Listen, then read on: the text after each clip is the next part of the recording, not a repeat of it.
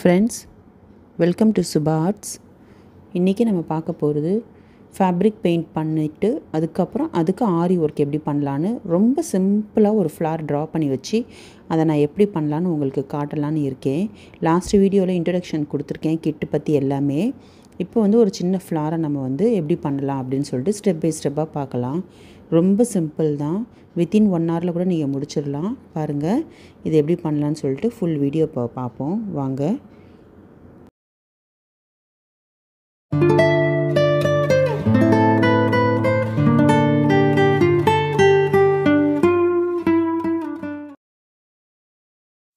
இப்போ பாருங்கள், ஒரு 3 பெட்டல் மட்டும் வரைஞ்சி ஒரு சின்ன லீஃப் மாதிரி ஒரு கொம்பு மாதிரி 2 கொம்பு மட்டும் நான் ட்ரா பண்ணி வச்சுருக்கேன்.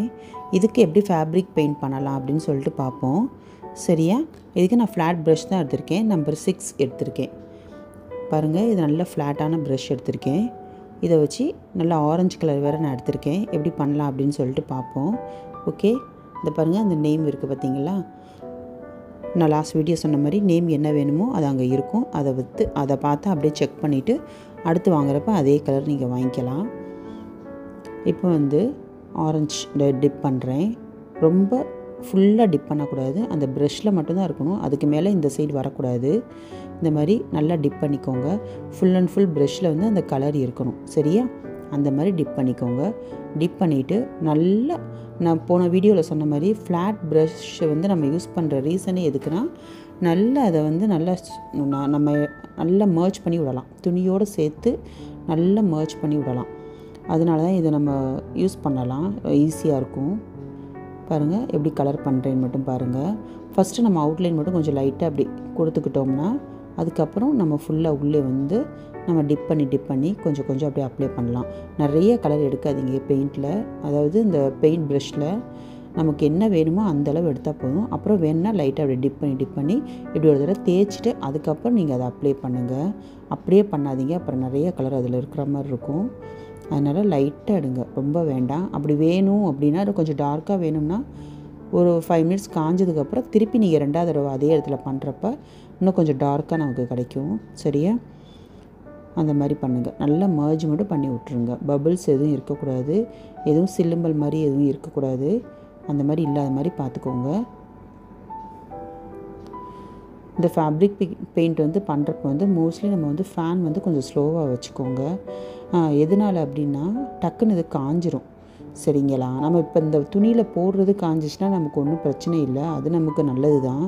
பட் நம்ம கலர் எடுக்கிறோம் பார்த்தீங்களா, இப்போ அந்த பாட்டிலேருந்து நான் எடுக்கிறேன் பார்த்தீங்களா, அதுவுமே என்ன ஆகுனா மேலே ஃபுல்லாக கொஞ்சம் ட்ரை ஆக ஆரம்பிச்சிடும். அதனால் கொஞ்சம் மோஸ்ட்லி கொஞ்சம் ஃபேன் லோவாக வச்சுக்கோங்க. இல்லைனா கொஞ்சமாக பேலட்டில் கொஞ்சம் கலர் எடுத்து வச்சுட்டு அதுக்கப்புறம் நீங்கள் அப்படியே அப்ளை பண்ணிங்க அப்படின்னா அது நல்லாயிருக்கும். பாட்டிலில் இருக்கிறதும் நமக்கு காஞ்சி போகாத மாதிரி இருக்கும். அதனால் நீங்கள் கொஞ்சமாக எடுத்து கூட ட்ரை பண்ணுங்கள். பாருங்கள், ஃபுல்லாக இப்போ அப்ளை பண்ணிவிட்டேன். அந்த ரவுண்ட் ஷேப் ஃபுல்லாக இந்த மாதிரி நல்லா தடவி தேய்ச்சி விட்டுரும். அப்போ தான் அந்த ஒயிட் துணியோடு சேர்த்து அப்படியே ஃபுல் அண்ட் ஃபுல் அந்த ஆரஞ்சு கலர் நமக்கு ஸ்ப்ரெட் ஆகும். லாஸ்ட் வீடியோவில் இன்ட்ரடக்ஷன் போட்டிருக்கேன், எப்படி பண்ணலான்னு சொல்லி ஒரு சின்ன இதுவும் போட்டு காட்டினேன் உங்களுக்கு. பெட்டலு நீங்கள் ட்ரை பண்ணி பார்த்துருப்பீங்கன்னு நினைக்கிறேன். பார்க்காதவங்க திருப்பி கூட பாருங்கள். இப்போ இந்த இதுதான், இந்த 2 இதுலேயும் நம்ம போட போகிறோம். இந்த சைடு ஒரு பெட்டல் இருக்குது, இந்த சைடு ஒரு பெட்டல் இருக்குது. அதுக்குமே அதை அப்ளை பண்ணணும்.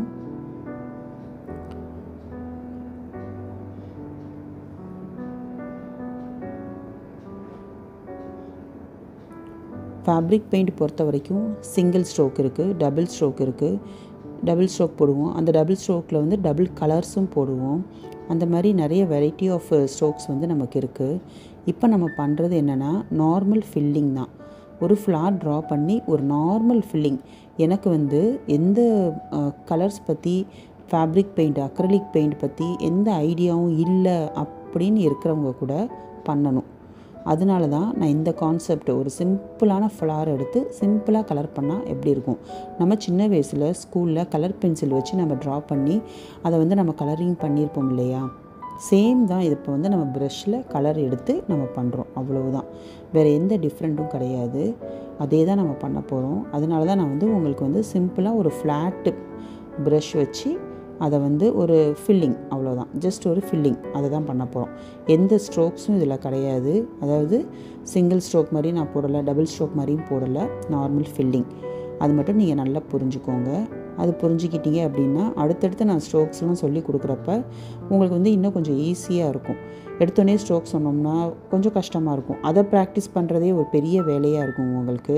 ஃபஸ்ட்டு வந்து இந்த ப்ரஷ்ஷை வந்து எப்படி ஹேண்டில் பண்ணுறது, இந்த மாதிரி கலரிங் எப்படி நம்ம அதை வந்து ஃபில் பண்ணுறது, இந்த மாதிரி விஷயத்தை நீங்கள் கற்றுக்கணும். சரிங்களா? அதை கற்றுக்கிட்டிங்கன்னா அடுத்து வந்து ஸ்ட்ரோக்ஸ் வந்து நமக்கு கம்ஃபர்டபுளாக இருக்கும் இப்போ நம்ம அதை போடுறதுக்கு.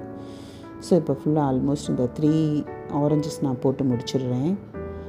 பாருங்கள், இப்போ ஃபுல்லாக போட்டு முடிச்சாச்சு. 3 இதுலேயும் அழகாக இருக்குது பார்த்தீங்களா? அவ்வளோதான். இப்போ இது வந்து நல்லா இப்போ காய விட்டுருங்க. எதையுமே டச் பண்ண வேண்டாம். அப்படியே நல்லா அது கம்ப்ளீட்டாக காயட்டும். காஞ்சதுக்கப்புறம் நம்ம வந்து ஆரி ஒர்க் இது மேலே நம்ம பண்ணுறப்ப ரொம்ப அழகாக இருக்கும். காயறதுக்கு முன்னாடி பண்ணாதீங்க. அதுக்கு முன்னாடி இந்த கொம்பில் வந்து நம்ம ஏதாவது ஒரு டிசைன் பண்ணுவோம். அதுவுமே இப்போ வேண்டாம். நம்ம லீஃபுக்கு வேணால் நம்ம வந்து இப்போ வந்து ஒரு க்ரீன் போட்டுடலான் இருக்கேன். ஏன்னா அதுவும் காயணும் இல்லையா? ஸோ நல்ல ஒரு லீஃப் க்ரீன் நான் எடுத்திருக்கேன். இது எல்லாமே வந்து பேசிக்காக நான் சொன்னேன்ல நேற்று, ஒரு பேசிக் கிட்டே வருது. அந்த பேசிக் கிட்டில் வந்து 6 கலர்ஸ் வரும். அதில் நீங்கள் இந்த கலர்லாம் இருக்கும். நான் வந்து இது பாருங்கள் 0 தான், நம்பர் 0 ப்ரஷ் எடுத்திருக்கேன். இந்த ப்ரஷ் வச்சு தான் நான் வந்து இந்த லீஃபுக்கு கொடுக்க போகிறேன். பேசிக் கிட்டில் வந்து white, black, red, blue, green, அதுக்கப்புறம் வந்து எல்லோ. ஸோ இந்த 6 கலருமே பேசிக் கலர்ஸ்ன்னு சொல்லுவாங்க. இந்த இதே உங்களுக்கு போதுமானது. சரியா? நான் அடுத்த ஒரு வீடியோவில் வந்து கலர்ஸ் வந்து இப்போ 2 கலர் நம்ம வந்து மிங்கிள் பண்ணோம்னா என்ன கலர் நமக்கு கிடைக்கும் அந்த மாதிரி உங்களுக்கு நான் சொல்லித்தரேன். அந்த மாதிரி மிங்கிள் பண்ணி நம்ம ஃப்ளார்ஸ் வந்து எப்படி போடலாம், அதை வந்து ஆரி ஒர்க்கில் எப்படி டெக்கரேட் பண்ணலாம், அந்த மாதிரி இனி அடுத்தடுத்த ஸ்டெப் வந்து உங்களுக்கு அடுத்தடுத்த வீடியோஸில் நான் ஒன்று ஒன்றா உங்களுக்கு வந்து போடுறேன். எடுத்தோன்னே எல்லாமே சொல்லி கொடுத்தேன்னா உங்களுக்கு ரொம்ப கன்ஃபியூஸ் ஆயிரும். ஏன்னா நான் எல்லா வீடியோலையும் சொல்கிற மாதிரி தான் என்னோடய வீடியோஸ் வந்து மோஸ்ட்லி பிகினர்ஸ்க்கு வந்து ரொம்ப யூஸ்ஃபுல்லாக இருக்கும் அப்படின்றதுக்காக நான் பார்த்து ரொம்ப சிம்பிளான டிசைன்ஸாக போட்டுட்ருக்கேன். ஸோ ஹெவி ஒர்க்கு வேண்டான்னு நினைக்கிறேன். சரியா? பாருங்கள், இந்த இதில் வந்து ஃபஸ்ட்டு அவுட்லைன் கொடுத்துக்கிறேன். இந்த மாதிரி ஃபஸ்ட்டு அவுட்லைன் கொடுத்துட்டு அப்படியே வந்து உள்ளே வந்து நம்ம கலரிங் ஃபில் பண்ண வேண்டியதான். ரொம்ப பெயிண்ட் எடுக்காதீங்க, திட்டாக இருக்கும். காஞ்சதுக்கு அப்புறமா அந்த இடம் வந்து ஒரு மாதிரியாக தெரியும். லைட்டாக எடுத்தாலே போதும். இதே லீஃப் வந்து இன்னும் கொஞ்சம் டார்க்காக வேணும்னா ஒரு 5-10 மினிட்ஸ் கழிச்சதுக்கப்புறம் திருப்பி 2வது தடவை நீங்கள் அதை போடுங்க. போடுறப்ப வந்து இன்னும் கொஞ்சம் டார்க்காக அது நமக்கு கிடைக்கும். அதாவது ஃபஸ்ட்டு லேயர், செகண்ட் லேயர் மாதிரி 2 தடவை கூட நீங்கள் அப்ளை பண்ணிக்கலாம். அந்த மாதிரி பண்ணுங்கள். பெயிண்ட் எடுக்கையிலே நிறைய எடுக்க வேண்டாம். எந்த டிசைன் பண்ணுறப்ப இப்போ ஜஸ்ட் ஒரு அவுட்லைன் மட்டும் லைட்டாக அப்படி கொடுத்துட்டு அதுக்கப்புறம் நீங்கள் இப்படி ஃபில்லிங் பண்ணிங்கன்னா நமக்கு வந்து ஒரு ஐடியா கிடைக்கும். இவ்வளோ தான் நம்ம கொடுக்க போகிறோம், இந்த இடம் மட்டும்தான் நம்ம ஃபில்லிங் பண்ண போகிறோம் அப்படின்ற ஒரு ஐடியா நமக்கு கிடச்சிரும். ஸோ அதனால் ஒரு லைட்டாக ஒரு அவுட்லைன் கொடுத்துட்டு நீங்கள் அப்படியே ட்ரை பண்ணுங்கள். ப்ரஷ்ஷை பார்த்தீங்களா நான் எப்படி ஹேண்டில் பண்ணுறேன்னு. அதாவது சாஃப்டாக ஹேண்டில் பண்ணணும். ரொம்ப வந்து ஹார்டாக வந்து நம்ம போட்டு அழுத்திலாம் தேய்க்கக்கூடாது. ஏன்னா இந்த ப்ரஷ் வந்து சிந்தட்டிக் ப்ரஷ் வந்து ரொம்ப சாஃப்டாக இருக்கும் அந்த இது. சரியா? அந்த முன்னாடி ப்ரஷ்ஷோட அந்த ஹேர்ஸ் இருக்குது பார்த்தீங்களா, அது வந்து ரொம்ப சாஃப்டாக இருக்கும். ஸோ வந்து நம்ம வந்து அவ்வளோ மென்மையாக இருக்கிறனால அதை நீங்கள் மெதுவாக நீங்கள் ட்ரை பண்ணணும். இது நல்லா இப்போ இதுவுமே சேர்ந்து காயட்டும். இது காஞ்சதுக்கப்புறம் நம்ம ஃபுல்லாக இது ஆரி ஒர்க் நான் பண்ணுறதுக்கு உங்களுக்கு சொல்லித்தரேன். சரியா? இப்போ வந்து பாருங்கள், நல்லா காஞ்சிருச்சு. நடுவில் வந்து ஒரு குந்தன் ஸ்டோன் ஒட்டியிருக்கேன் ப்ளூ கலரில். நல்லா காஞ்சிருச்சு. சூப்பர். எதுவுமே இல்லை, நல்லா ட்ரை ஆயிடுச்சு. நடுவில் வந்து பாருங்கள் ஒரு குந்தன் ஸ்டோன், அதை சுற்றி வந்து சுகர் பீடு ஒரு ரவுண்ட் கொடுத்துருக்கேன். இப்போ இந்த பெட்டலுக்குமே நான் வந்து சுகர் பீடு தான் கொடுக்க போகிறேன். இது வந்து இப்போ நம்ம நார்மலாக வந்து ஒரு 00 நம்பர் ப்ரஷஸ் எடுத்துகிட்டு நம்ம வேறு ஒரு அவுட்லைன், ஒரு டார்க் ப்ரௌனோ இல்லை ஒரு பிளாக்கோ அந்த மாதிரி அவுட்லைன் கூட நம்ம கொடுக்கலாம். பட் நான் வந்து இப்போ அவுட்லைன் கொடுக்கல, பெயிண்டில் கொடுக்கல. நான் வந்து இப்போ என்ன பண்ண போகிறேன் அப்படின்னா சுகர் பீடு வச்சு நம்ம வழக்கம் போல் 2 பீடாக வச்சு தச்சு அவுட்லைன் பண்ண போகிறேன். ஓகேவா? ஏன்னா நம்ம இப்போ இது எதுக்காக ஸ்டார்ட் பண்ணியிருக்கோம், ஃபேப்ரிக் பெயிண்ட் ப்ளஸ் ஆரி ஒர்க், இந்த 2மே பண்ண போகிறோம். இப்போ நம்ம ஆல்ரெடி ஃபேப்ரிக் பெயிண்ட் பண்ணியாச்சு, அது நல்லா காஞ்சிருச்சு. இதுக்கு மேலே ஆரி ஒர்க். இப்போ வந்து ஆரி ஒர்க்கில் வந்து நம்ம ஃபில்லிங் வந்து நிறைய ஸ்டிச்சஸ் பார்த்துருக்கோம். ஃப்ளாட் லோடிங் பார்த்துருக்கோம், தாம்பூர் பார்த்துருக்கோம், அதுக்கப்புறம் வந்து மேட் ஃபில்லிங் பண்ணுவோம், இல்லைனா ஃப்ரெஞ்ச் நாட் பண்ணலாம். இந்த மாதிரி ஃபில்லிங்காகவே நிறைய ஸ்டிச்சஸ் இருக்குது இல்லையா? பட்டன் ஃபோல்ட் பண்ணலாம். ஆனால் எல்லாமே பண்ணுறத விட இது வந்து ரொம்ப ஈஸியாக இருக்கும். இதோடைய லுக் வந்து அது பார்க்குறப்ப ஒரு தனி லுக்காக இருக்கும், இது ஒரு தனி லுக்காக இருக்கும். உங்களுக்கு முடித்ததுக்கப்புறம் பாருங்கள், ரொம்ப சிம்பிளான ஒரு ஒர்க்காக இருக்கும். அதோடைய லுக் வைஸ் பார்த்தோம்னா ரொம்ப அழகாகவும் இருக்கும்.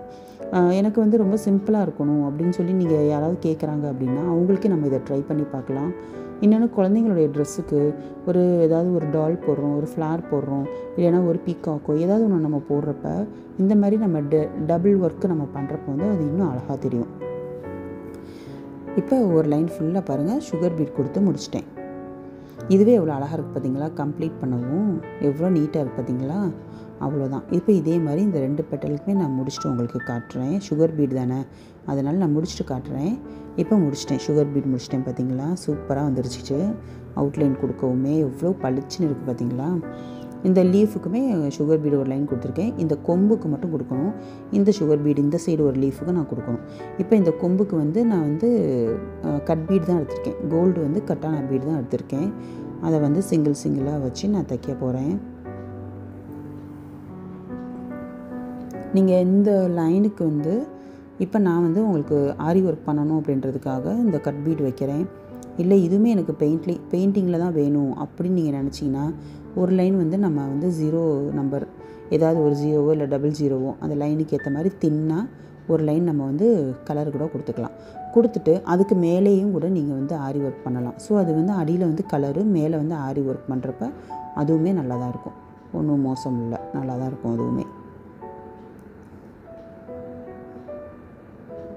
பாருங்கள் எவ்வளோ சிம்பிளான டிசைனு, எவ்வளோ க்யூட்டாக இருக்குது பார்த்தீங்களா? அவ்வளோதான் முடிச்சுட்டு இப்போ அந்த எண்டில் மட்டும் ஒரு 3mm ஒயிட் பீடு வச்சு நான் தைக்கிறேன். இந்த ஒரு ஃபினிஷிங்கில் மட்டும் இந்த 3mm பீடு வச்சு சிங்கிள் பீடு மெத்தடில் நான் லாக் பண்ணிக்கிறேன். சரியா? ஏன்னா நான் எடுத்துருக்கிறது வந்து கோல்டு கலர் நூல் எடுத்திருக்கேன். ஸோ வெளியே நான் நாட் போட்டேன்னா அது கொஞ்சம் அசிங்கமாக தெரியும். அந்த கோல்டு ஒயிட் வந்து நல்லா இருக்காது. அதனால் கோல்டு கலர் எடுத்துருக்கனால அந்த கோல்டு கலர் வெளியே தெரியக்கூடாதுன்றதுக்காக அந்த 3mm ஒயிட் பீடு வச்சு நான் வந்து சிங்கிள் பீடு லாக் மெத்தடில் பண்ணியிருக்கேன். அவ்வளோதான். பாருங்கள் கம்ப்ளீட் பண்ணியாச்சு. கம்ப்ளீட் பண்ணோன்னே எவ்வளோ அழகாக இருக்குது பார்த்தீங்களா? இவ்வளோ தாங்க fabric paint with aari work. ரொம்ப சிம்பிளான மெத்தட் தான். வீடியோ நல்லா இருந்துச்சுன்னா லைக் பண்ணிக்கோங்க, சப்ஸ்கிரைப் பண்ணி வச்சுக்கோங்க. அப்போ தான் அடுத்தடுத்த வீடியோஸ் உங்களுக்கு வரும். நோட்டிஃபிகேஷனையும் நீங்கள் வந்து கிளிக் பண்ணி வச்சுக்கோங்க. Okay, thank you.